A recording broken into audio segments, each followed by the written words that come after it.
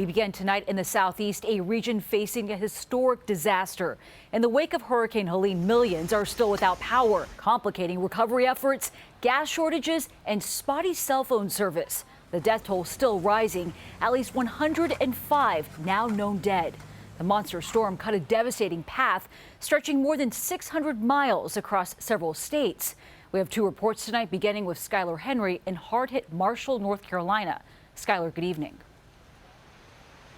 Hey, Nancy, good evening to you. Communities all across this region, including small towns like Marshall, North Carolina, just outside of Asheville, are getting their first looks at the damage. And as you can imagine, folks who live and work here, their emotions are high as they say it'll take years to rebuild.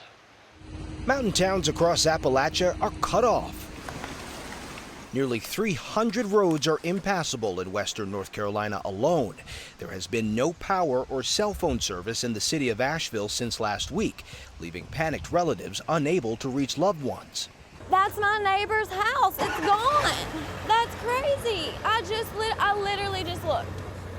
I cannot believe that. There was a whole house right there. We spoke to one homeowner in Marshall, North Carolina, who didn't leave until floodwaters were waist deep.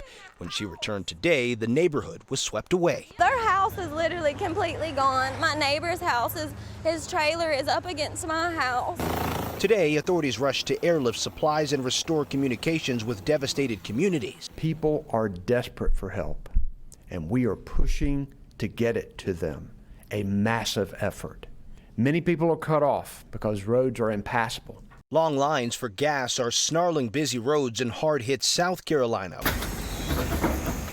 In Florida, where the storm made landfall on Thursday, the recovery is just getting started. I'm Jason Allen in Cedar Key, Florida, where there's damage from one house to the next, and you will find this extending for hundreds of miles to the north.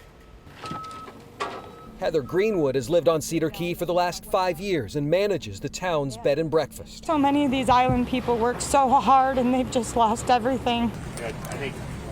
Touring this afternoon, Florida Governor Ron DeSantis said the damage from Helene appears to be greater than the combined effects of Idalia and Hurricane Debbie in August. The thing is, Idalia was a major hurricane, but you had homes that didn't even have major damage with Idalia.